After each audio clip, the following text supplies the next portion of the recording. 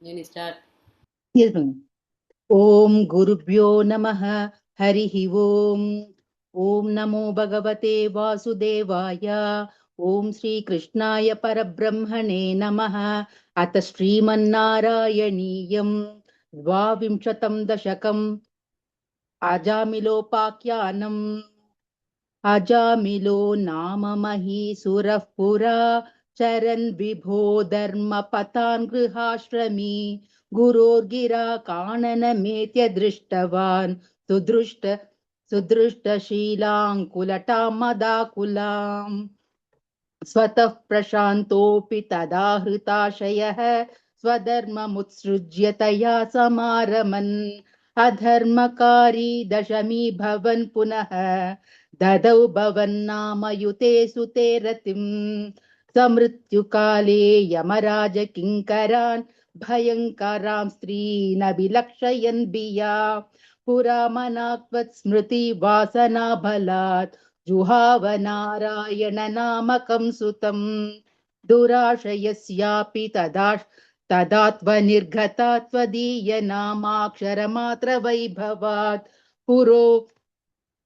पुरोभिपेतुर्भवदीय पार्षदाम् चतुर्भुजा पीतपटाः मनोरमाः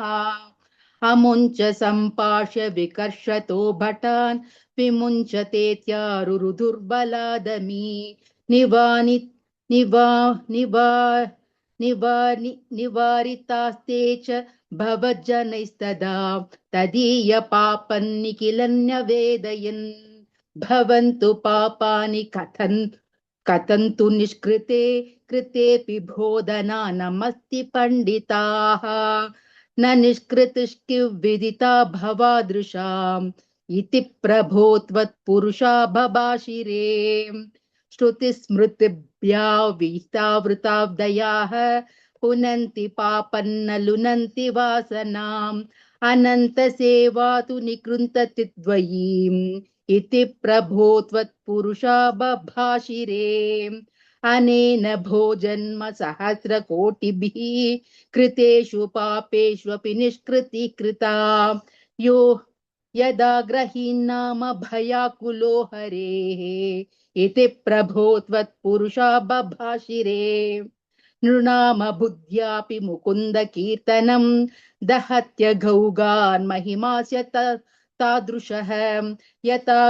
यताग्निरेधांसि यतौषधं गदान् इति प्रभो त्वत्पुरुषा बभाषिरे याम्यभटैरपाश्रिते भवद्भटानां च गणे तिरोहिते भवत्स्मृतिं कञ्चन कालमाचरन् भवत्पदं प्रापि भवद्भटैरसौ स्वकिङ्करा वेदना शङ्कितो यमः त्वदङ्घ्रिभक्तेषु न गम्यतामिति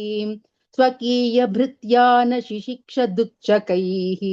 सदेव वातालयनाथ पाहि माम् इति श्रीमन्नारायणीये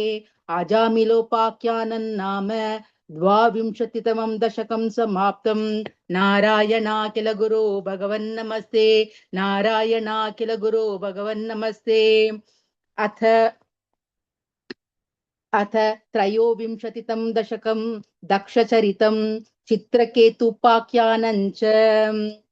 प्राचेतुसस्तु भगवन्नपरो हि दक्षः त्वत्सेवनौ व्यदित सर्गविवृद्धकामः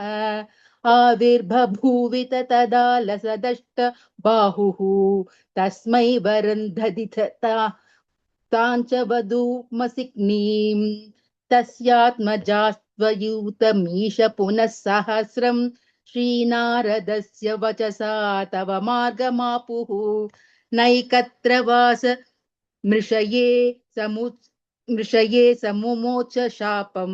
भक्तोत्तमस्तवृषिरां रनुग्रहमेव मेने षष्ट्या ततो दुतृभिः सृजतः कुलौगान् दौहित्रसूनुरथ तस्य विश्वरूपः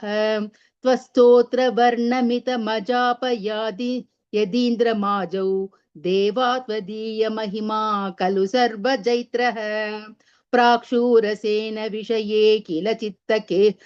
चित्रकेतुः पुत्राग्रही नृपतिराङ्गिरसः प्रभावात् पुत्रमत तत्तहेते सपत्नि संगैरमुह्य दवशस्तव माययासौ तन्नारदस्तसममङ्गिरस दयालुः सम्प्राप्य तावदुपदर्शय सुतस्य जीवम् कस्यास्मि पुत्र इति तस्य गिरा विमोहम् त्यक्त्वा तव दर्शन विधौ